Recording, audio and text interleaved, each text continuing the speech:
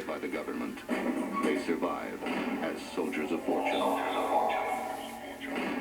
If you have a problem, if no one else can help, and if you can find them, maybe you can hire the A-Team.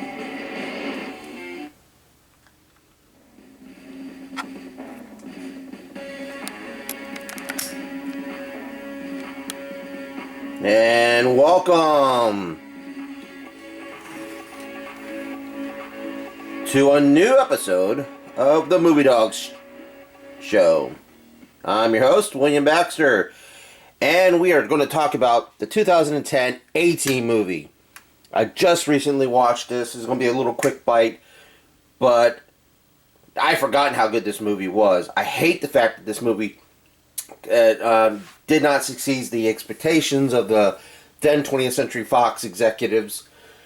This movie was fun. This movie was like it had the spirit of the. I felt it had the spirit of the original show, but like like a nuclear reactor was added to it to fuel this. It was just fun.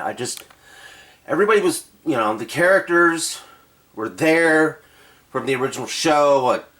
Liam Neeson, he played a very compassionate version of the Hannibal Smith character that was originally portrayed by George Papard. Bradley Cooper, Dirk Benedict played the character on the show, and he played it to a very charming, character, but Bradley Cooper added more to it, and he added more depth to it, and Curtis Rampage Jackson, come on, Rampage, former MMA fighter, and I can't see anybody else playing. Back in the day, this movie was being developed in the 90s as well, and they were thinking about getting Ice Cube to play the BA character that Mr. T once portrayed. I don't know. I couldn't, nothing wrong, nothing against Ice Cube. I just couldn't see him play the BA character. The guy they had to play Murdoch, I can't remember his name right off of the bat, but he played the character like if he was on speed. It was intense. This movie was fun and intense. It did not linger on the violence and like hardcore killing. Just like the show. The show was was always nagged about, the cartoon violence that, the guys that they were shooting at or throwing explosives at would only get cartoon violence. They wouldn't get majorly mauled or badly wounded or fatally wounded. But I just have to say the action scenes in this film, though, it complemented the show, if you ask me. As I said, it was like the show was hooked up to a nuclear reactor and, you got A-Team movie. And I just, I love the origin telling at the beginning of how they all came together.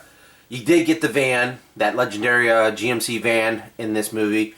But, of course, spoiler alert, folks, the van gets destroyed in the first half of the movie.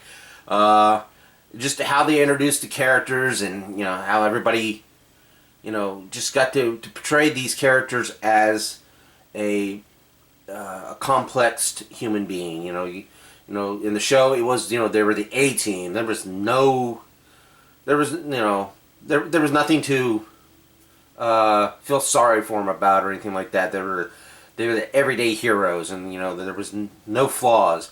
Here, they were given some again depth. I had to say, if you look at the end, there's an extended cut too. But if you watch the post-credit scenes of this movie, you'll see Murdoch getting electric shock therapy, and the person overseeing it is the guy who played the character Murdoch on the TV show. He also played Barclay on Next Generation, Star Trek Next Generation. And Bradley Cooper is at his prison, walking into getting a suntan, or at a tanning booth. One of the guys that come out of the tanning booth is Dirk Benedict, who played Face on the TV show.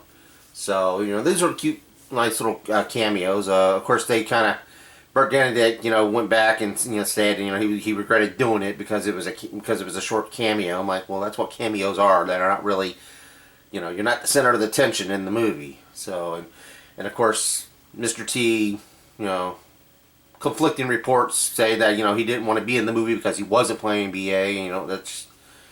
But oh well, it is what it is. But I'm gonna give the guy who directed this is the same guy that directed Smoking Aces, and that movie is kick-ass. And I really wish that there was a sequel to this movie. I think this would have been just there was so much more to explore, and people complain like they weren't being they weren't helping the little man or the average person. Well, this is the origin story. And then, of course, the next one would definitely involve them going out there and helping communities that are being overrun or overplagued by violence and drug lords and, crooked business tycoons. That's, I guarantee you, that really would have been, the main focal point on the, for the sequel. But anyway, folks, enough of all my mindless babble here. I just want to say, guys, give this movie a chance and check it out. It came out in 2010. It's been 11 years. Again, this movie should have at least had 2 sequels already made.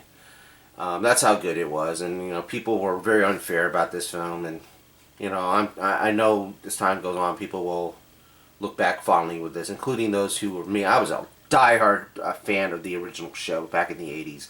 Watched it religiously. I watched it till it got canceled, and I had the action figures, I think they were the 6-inch scale action figures, and I had the van, I had the little die-cast van, I had Mr. T doll, big 12-inch Mr. T doll. It just the movie, really it complements the TV show. And I think, you could tell everybody was you could tell people were having fun on this. And Jessica Biel, who was actually, she was actually really good in this movie. I'm not always, a big fan of her acting, but she was very good in this role. And she played the love interest to Bradley Cooper. And it was, like I said, just really, really worked well. And as I said, Bradley Cooper, I think, really stole the show.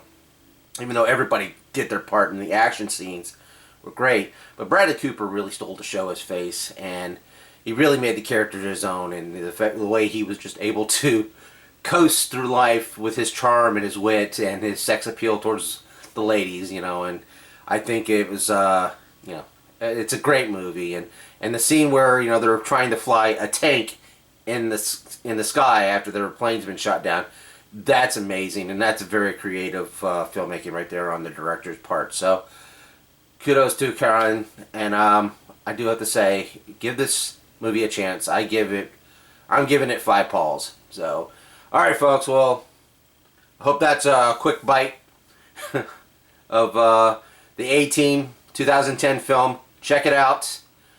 Don't forget to like and subscribe, and share this video.